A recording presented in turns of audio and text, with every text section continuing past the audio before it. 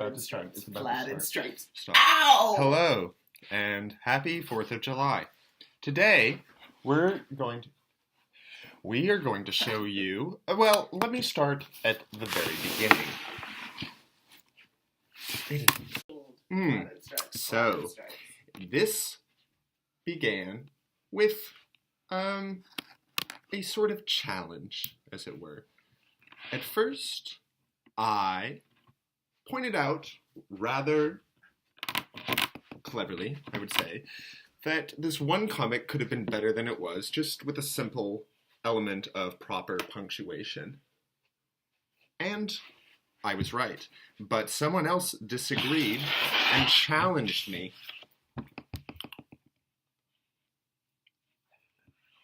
to do my own cartoon.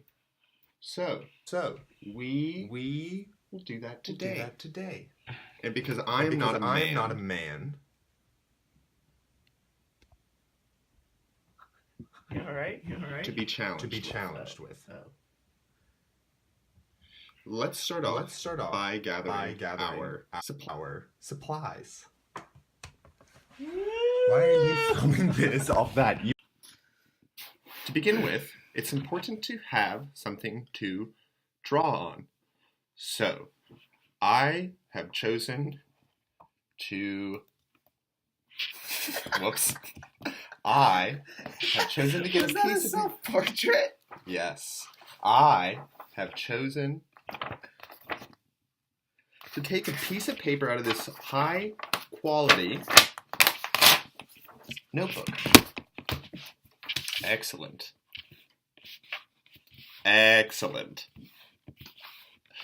Make sure it's flat. Make sure it's flat. Once you have this, you're ready to begin. The second thing we need is a pencil or pen or anything that can be used to write with. So, you're probably asking yourself, where do I get such a thing? I found this one on the ground. You can find them in other places. Grocery stores.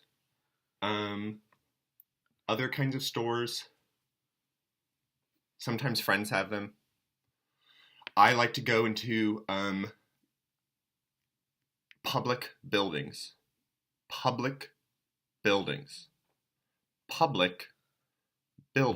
And sometimes you can find just free pencils because that's what public buildings are for. And so we have the pencil, we have the paper. All we need is ideas. I have an idea. Let's hear it.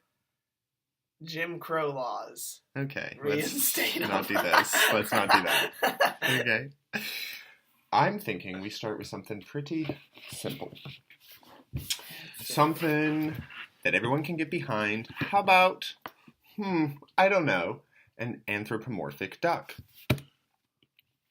Let me give myself some borders. Because how else will we know where the world of the cartoon ends and where the real world begins? That's very important as a cartoonist, as an animator, as a person who draws as a profession. So, let us...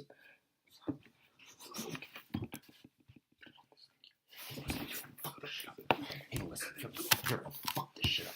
Hey, listen, you're gonna fuck this shit up. Okay. So we begin with the aforementioned anthropomorphic duck.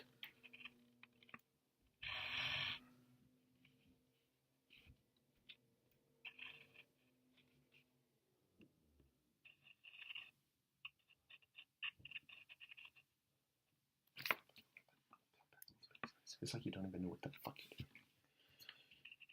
Alright, so I've given myself some feet, some legs. Next we need a body. I want you to actually do this because this is going to make me. This is going to make me. Okay, your choices are bad. Your choices are bad. Keep it on this thing. Your choices. Who are you talking to? Next, we will do a body. Very duckish. Get some The wings, I'm thinking, this is just me, but for me, I'm thinking that the wings are tucked. This is one wing. Get some feathers. Some other feathers across the body. These very clearly feathers. Get some shading. Everyone needs a little shading to make things believable. Shading is believable. If you don't have a shadow, you don't have a soul. If you don't have a shadow, you don't have a soul. And so we've got one wing. Let's add another one. Okay.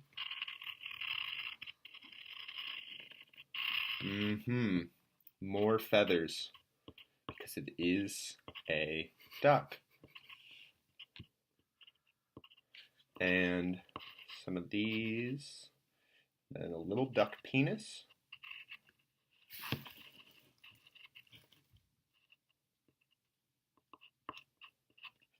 Feather pubes, lots and lots of feather pubes. We're trying to make it as anatomically accurate as an anthropomorphic duck that lives in my imagination could possibly be. Shut up. Close up. Okay, now for the head and beak.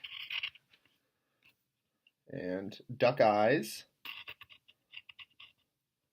As we all know, what about duck eyes is we all know. Here's the thing. You shouldn't be talking. I know this is like for a video item, but seriously, you should be silent. You should be completely silent and stay over this. That's the whole reason you're here. And so once we have the duck, some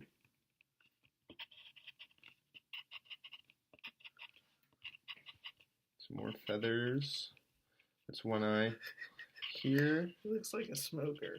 is the other eye. Who knows? We do not judge what a duck does in his free time.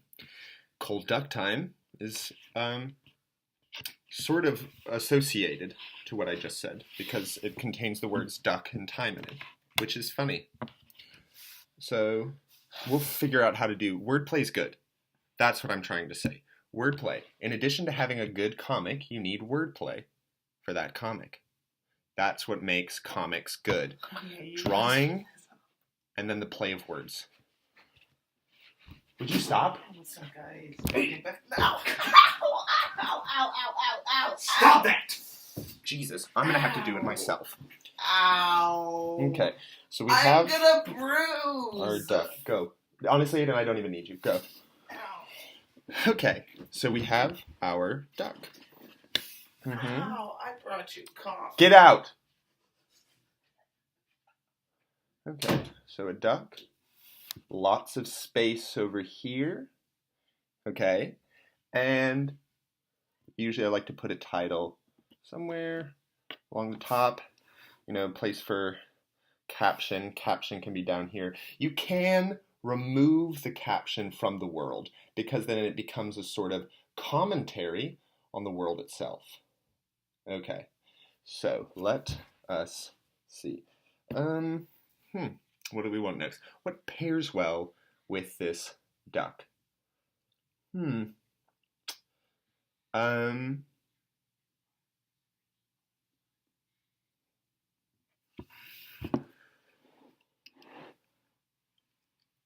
Biting on, that's the other good thing.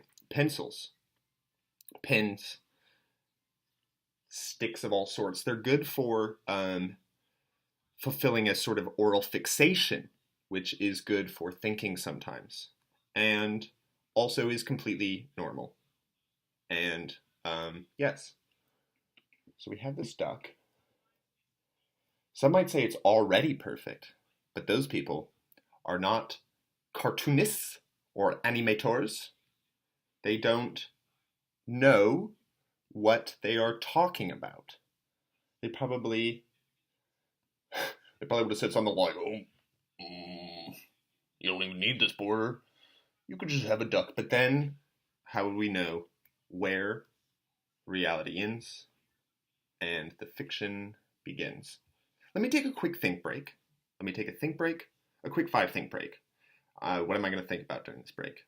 what to add to the comic.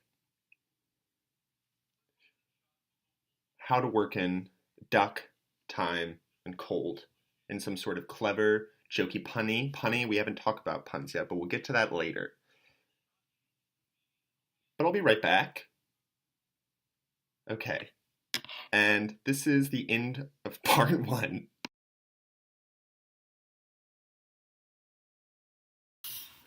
Hello, and welcome back. Now, I've had some time to think, and when I'm making comics, cartoons, animations, humorous pictures that delve into the deeper mysteries of life, I like to use some sort of a science. I like to be logical. I like to use reason, a priori. That's what I heard someone say once when referring to their process. And so I thought I should do the same. I should make my silly little drawings perfect in some sort of universal conceptual model. So, how do I go about this? Well, I devised a very simple system of equating the letters to numbers. Makes sense. A is 1, B is 2, C is 3, D is 4, E is 5, F is 6, G 7, H 8, I 9, J 10, K 11, L 12, M and N are 13 and 14 respectively. O is 15. P is 16. Q, it doesn't really matter. You understand the point. Z is 26. Y is 25. Anyways, I took the letters of duck as that is the subject of this cartoon thus far. Duck. D 4. U 21. C 3. K 11. D U C K. 421 311. 421 311. 421 311. What does it mean? What does it mean? Well, you add all the numbers together, what do you get? Go on, I'll wait. The answer is 39. You could have paused it and done the math. 39. What other word has the numerical equivalency based on the summation of all of its letters when compared to numbers? When given corresponding numbers, there's only one word. I'm gonna skip ahead. There's only one word in the English language that also equates to 39. Only one word. Can you guess what it is? The word is... Whoopsie! I had a little bit of a technological...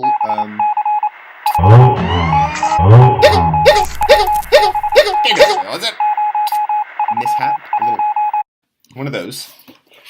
Anyways, the other word in the English language, N-U-N, none. Duck, 39. None, also 39. This cannot possibly be a coincidence. So, the other subject must be a nun. Now, I thought, I'm not very good at people with clothes. It's not my specialty. It's mostly, almost entirely, 90% at least, 93%. 93.6.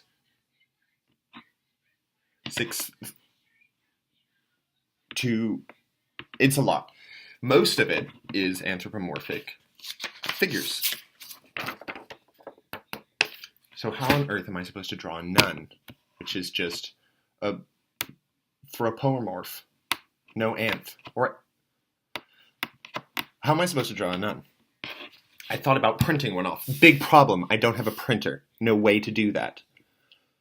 How on earth do I overcome technological inadequacy? That's the first problem that everyone, since the dawn of man, has had to consider, overcome. And I came up with something brilliant. Tracing. I'm going to trace it, so I'll do it now for you guys here. Let me make sure my mobile audio recording functionality is up to date. There we are.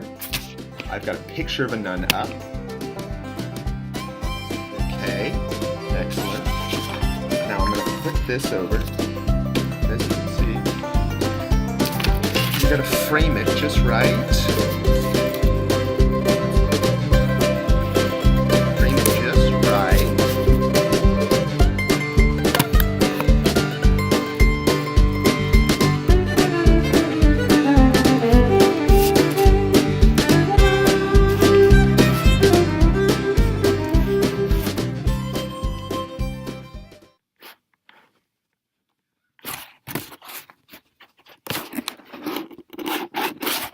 Frame it just right. Excellent. So now, let us do this.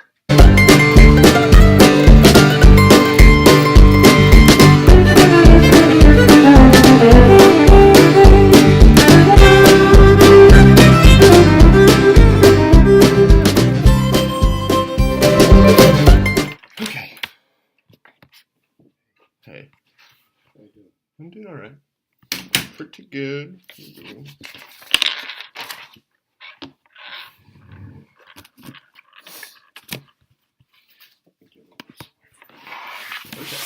Ooh. Too much. Mm-hmm. Oh, I forgot to eat this.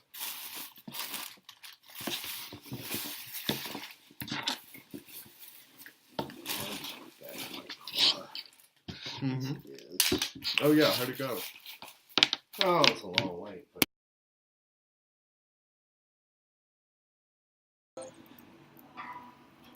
Hi. Bit of a location change. Bit of a clothing change. I'm here in a public place. Public place, so I have to be somewhat discreet. But good news. I have the final version, or completed, of the comic, the cartoon, the animation that I brought for the challenge. The challenge that was given to me by a good friend of mine. I've yet to name this friend, and they will go nameless, for history will not remember them, but that it will remember this moment. So, for no delay, let me show you the final product. Wow. I'm just speechless, personally, looking at it. As you can see, we have the duck, we have the nun, who has a long thing to say, a little wordplay at the top, and duck says something, and down here is a sort of caption related to what the duck says. I'll narrate it for you now. The title is No Time for Cold Ducks. The nun says, "Oh, to be one of those few and true troglodytes, virtuous in the sea of avarice, mine compatriots are swallowed by that great and wrathful sin of greed. How I might wish to combat them. How I might wish to comfort them in their hour of judgment." To which the duck responds, "Quickety quack." And down here we have a little note. You see the asterisk? The asterisk. Through exhaustive and earnest translation, this rather obscure phrase of the duckish Anatidaean dialect of rural Canada might be taken to roughly mean, "Shut your thick mouth and let me fist yous." there we have it. My comic. Clearly the single most funny thing ever put on a piece of paper.